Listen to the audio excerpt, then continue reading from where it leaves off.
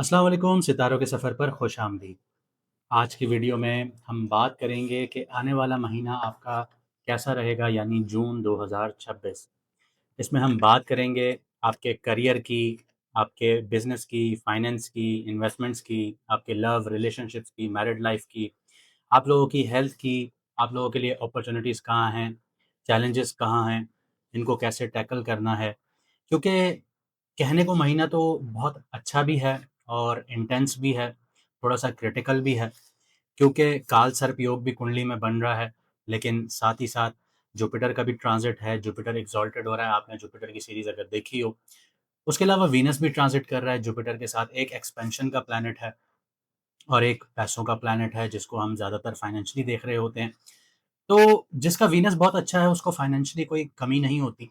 लेकिन जब जुपिटर अच्छी प्लेसमेंट में आता है, जैसे आप लोगों ने अक्टूबर लास्ट ईयर 2025 से दिसंबर में देखा कि एक राहत का पीरियड मिला आप लोगों को, क्योंकि जुपिटर कैंसर में ट्रांज़िट किया था, लेकिन वो स्टैंड स्टिल पोज़ीशन पर था, 0 डिग्री पर आके रुक गया था। लेकिन अब जुपिटर जो है वो फ़ास्ट फॉरवर्ड पोज़ीशन में है, मोशन में है सॉरी, और कैंसर में ट्रांज़िट कर रहा है और ये उसका शर्फ़ है, शर्फ़ का प्लेसमेंट है यानी उच्च का है।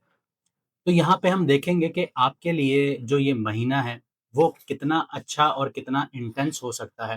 क्योंकि ऐसा नहीं है कि ज़िंदगी सिर्फ़ आपको अच्छा-अच्छा देगी।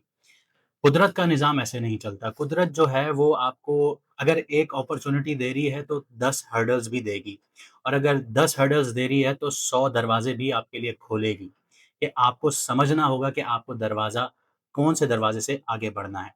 तो ये चीज़ सबसे ज़्यादा मैटर करती है कि आपको अपना रास्ता समझना है कि आपने आगे बढ़ना कहाँ से है। तो ये चीज़ बहुत मैटर करती है, वरना देखें आप लोग, कई लोगों ने ये भी देखा होगा कि एक आप लोगों के मोहल्ले में कोई ऐसा होगा शख्स, जिसने कोई दुकान खोली या जिसने कोई नौकरी की, लेकिन वो सक्सेसफुल नहीं हुआ। वो उस दुकान में ही फँस के रह गया, खर्चे उसके बढ़ते चले गए, लेकिन दुकान उस तरह नहीं चली। इसकी बड़ी वजह ये होती है कि ज़रूरी नहीं है कि आपकी किस्मत में सिर्फ़ दुकान खोलना है या बिज़नेस करना है। कुछ लोग जॉब करके भी 15-15, 20-20 लाख रुपए की सैलरीज़ लेते हैं, और कुछ लोग बिज़नेस करके भी 30-40 हज़ार रुपए दिन का कमाते हैं, यानी कि 3-4 लाख रुपए। और कुछ लोग तो सिर्फ़ जेब से भर रहे होते हैं, एक्सपेंसेस पूरे कर रहे होते हैं और आखिर में कारोबार बंद करके घर चले जाते हैं। तो हमें समझना होता है कि आपके लिए फ़ील्ड कौन-सी बेहतर है। यानी कि आप ये कह सकते हैं कि सिर्फ़ आपके पास डॉक्टरशिप या फिर आपके पास इंजीनियरिंग या फिर आपके पास कोई भी बिज़नेस है, बिज़नेस की नेचर्स डिफरेंट होती हैं। अब रियल एस्टेट का बिज़नेस है, हमारे पाकिस्तान में तो ऑब्वियसली रियल एस्टेट का बिज़नेस लोग ज़्यादा फ़ॉलो करते हैं। जिसको पैसा मिला उसने ज़मीन ली, छोड़ दी, जिसको पैसा मिला उसने घर लिया, किराए पे दिया और खुद कहता है कि बस अब ज़िंदगी आसान है। तो इस तरह से ज़िंदगी नहीं चलती, उनके ऊपर भी फाइनेंशियल क्रंचेस आ जाते हैं। क्योंकि इंसान स्ट्रैटेजिकली नहीं चल रहा होता। जब स्ट्रैटेजिकली चलेंगे आप, तो फिर आगे बढ़ेंगे।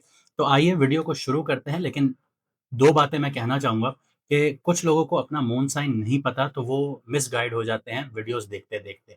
हर किसी की वीडियोज़ देख रहे होते हैं, तो जिनको अपना मून साइन नहीं पता, वो कमेंट सेक्शन में अपनी ओरिजिनल डेट ऑफ बर्थ लिखें, आपको आपका मून साइन बता दिया जाएगा।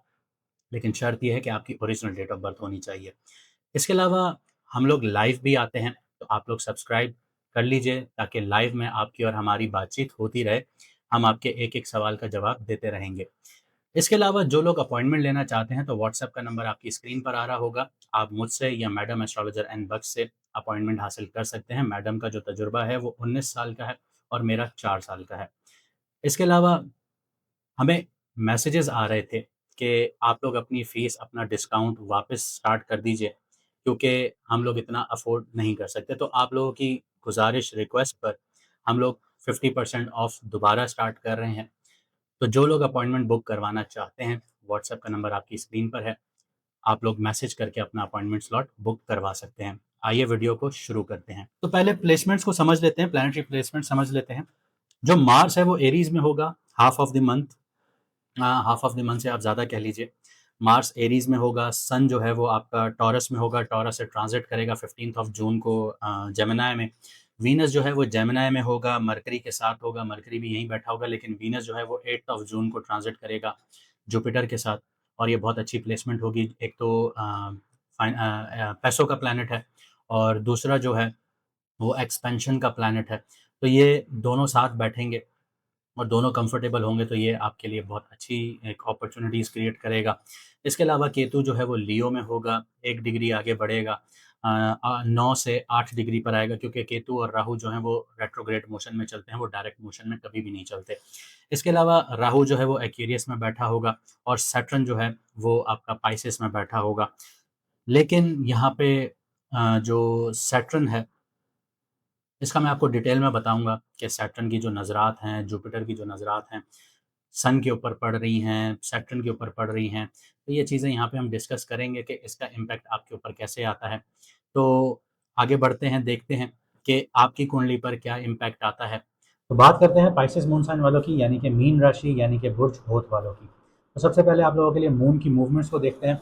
तो मून की जो मूवमेंट्स हैं, जो ट्रांजिट है, ये इमोशनल और इंट्यूशंस को डीपली एक्टिवेट करता है। 9 से 11 जून को जब मून पाइसेस में होगा तो सैटर्न के साथ कंजंक्शन में होगा।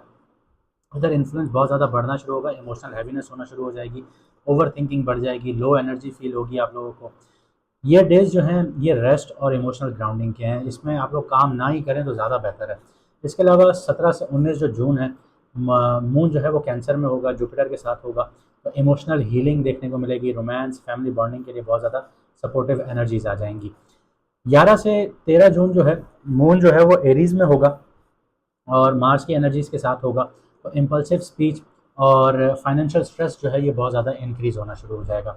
21 से 24 जून जो है, मून जो है विर्गो में होगा, प्रैक्टिकल प्लानिंग और वर्क ऑर्गेनाइजेशंस के लिए बहुत ज़्यादा फेवरेबल होना शुरू हो जाएगा।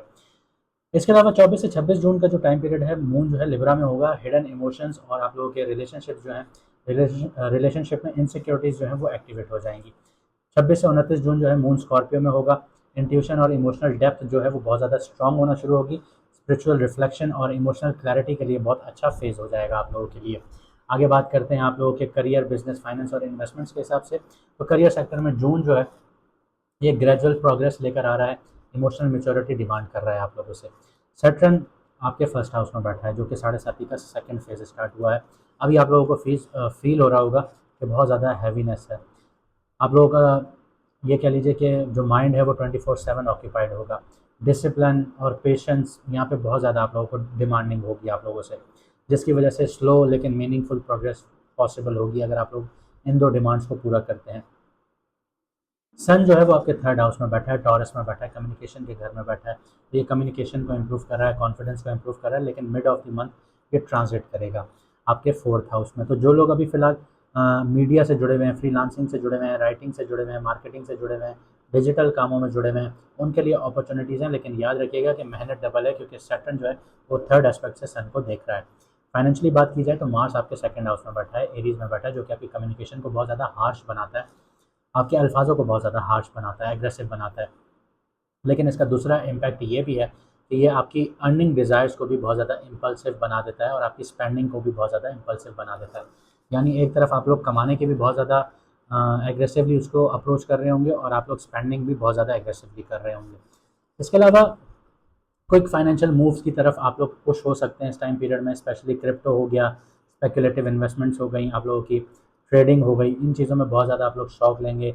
शॉर्ट टर्म इन्वेस्टमेंट्स में आप लोग बहुत ज़्यादा करेंगे। लेकिन राहु जो है वो ट्वेल्थ हाउस में है, हिडन एक्सपेंसेस क्रिएट कर रहा है, फाइनेंशियल लीकेजेस का इंडिकेशंस दे रहा है, इसलिए प्लानिंग बहुत इंपॉर्टेंट होगी। जुपिटर फिफ्थ हाउस में बैठा हुआ है, ये क्रिएटिव इनकम और वाइज इन्वेस्टमेंट्स को बहुत ज़्यादा सपोर्ट देगा अगर आपने ऐसे डिसीजंस लिए, अगर आप लोगों ने बिना सोचे समझे, बिना रिसर्च किए अगर आप लोगों ने इन्वेस्टमेंट्स की, तो जो आपकी सेकंड फेज़ ऑफ साढ़े साथी है ये अपना काम दिखाना शुरू करेगी और बहुत आपको ये कह लीजिए कि नेगेटिव वे में लेके चली जाएगी।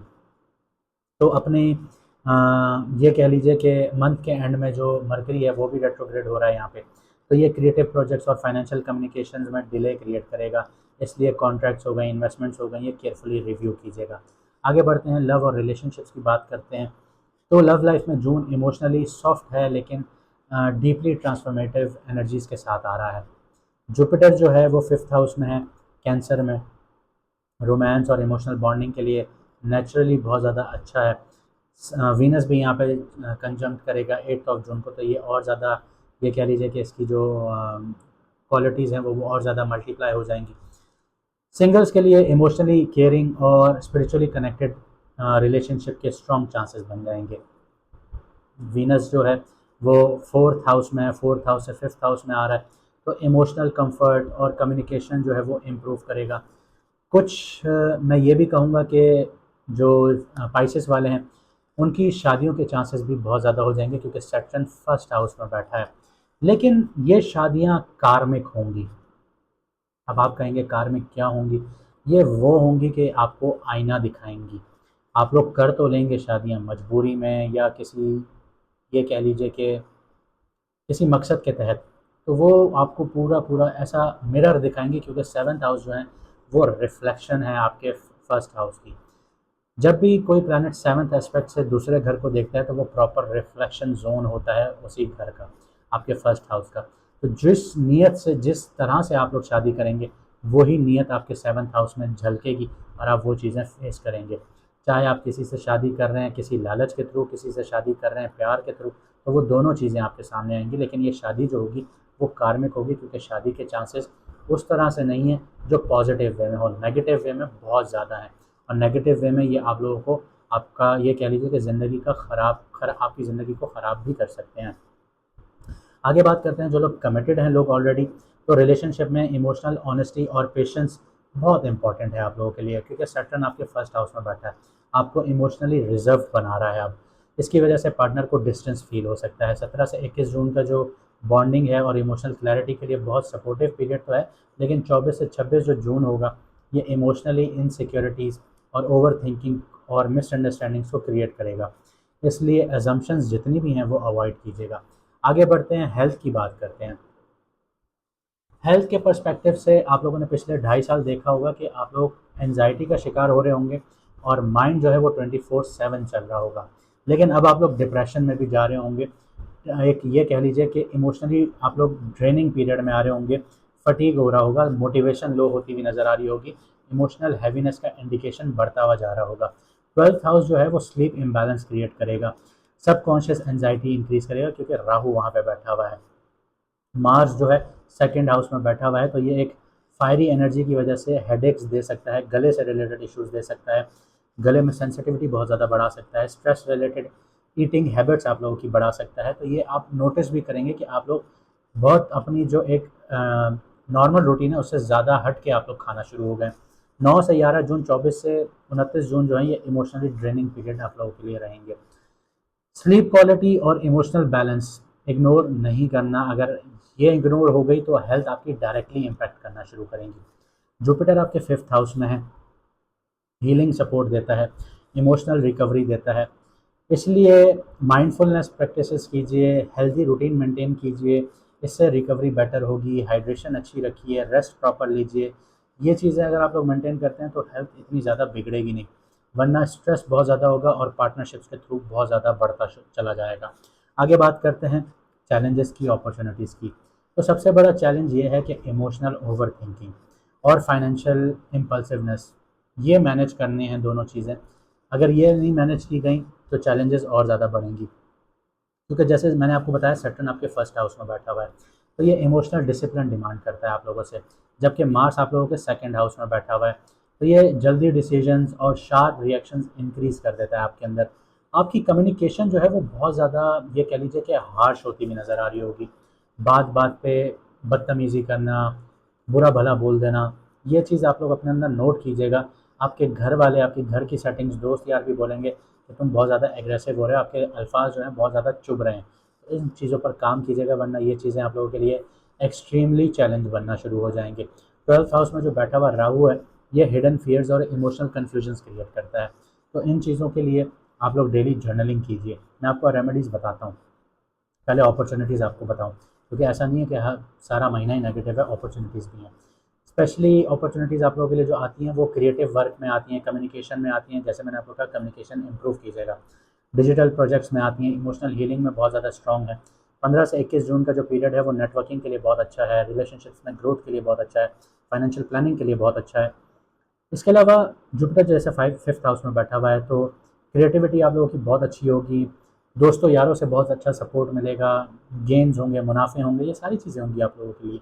इसके अलावा रोमांस और इमोशनल विजडम भी बहुत ज़्यादा स्ट्रांग होगी, रोमांटिक भी आप लोग बहुत ज़्यादा हो जाएंगे। तो यहाँ पे आप लोगों ने बस एहतियात करना है अपनी कम्युनिकेशन को लेके, और डेली जर्नलिंग कीजिए। रेमेडीज़ बताता हूँ मैं आपको। आप लोग डेली जर्नलिंग कीजिए ताकि मेंटल फॉग क्लियर हो, एंजाइटी क्लियर होना शुरू हो, स्लीप रूटीन बेहतर करें, हाइड्रेशन मेंटेन कीजिए, इमोशनल रिएक्शन से पहले पॉज लेना सीखें, ग्रेटिट्यूड प्रैक्टिसेस कीजिए, ऊपर वाले का शुक्र अदा कीजिए, वीकली किसी ज़रूरतमंद को खाना खिलाइए, चाहे घर का बना हुआ हो आपके, या उस रेस्टोरेंट से खिलाइए जिसे आप खाना पसंद करते हैं। खाना वो खिलाइए जो आप खुद खाना पसंद करते हैं, और ये सदका या दान ज़रूर कीजिए, हफ्ते में एक दिन कीजिए, चाहे एक इंसान को खिलाएं, लेकिन खाना ज़रूर खिलाएं। जब जब आप ये करेंगे आपके लिए रास्ते खुलना शुरू होंगे, क्योंकि नबी पाक सल्लल्लाहु अलैहि वसल्लम ने फरमाया कि सदका मौत को भी टाल देता है। तो ये मुश्किलात हैं, अल्लाह ताला आसानियाँ करेंगे। और अल्लाह ताला ने कुरान पाक में फरमाया है कि गरीबों को, मिस्किनों को, यतीमों को खाना खिलाओ। और खाना खिलाना बहुत अव्वलीन दर्जे का एक आपके लिए नेक अमल है, और ये एक रेमेडी भी है, और ये एक सदका भी है, दान भी है, जो आपके लिए, आपके करियर के लिए, आपकी लव लाइफ के लिए, आपके घर के एनवायरनमेंट के लिए, आपकी हेल्थ के लिए बहुत इम्प्रूवमेंट्स लेकर आ सकता है। तो इस चीज़ को फॉलो कीजिए। उम्मीद करता हूँ आप लोगों को वीडियो पसंद आई होगी। अगर ऐसा है तो वीडियो को लाइक कीजिए, कमेंट सेक्शन में अपनी राय ज़रूर दीजिए, और जिन लोगों को अपना मून साइन नहीं पता तो अपनी डेट ऑफ बर्थ लिखिए। अगर आपको अच्छी लगी तो शेयर भी कीजिए वीडियो अपने दोस्तों यारों के साथ। चैनल को सब्सक्राइब कीजिए अगर आप हमारी लाइव को ज्वाइन करना चाहते हैं। मुझे दीजिए यहाँ से इजाज़त, मिलते हैं अगली वीडियो में सितारों के सफ़र पर।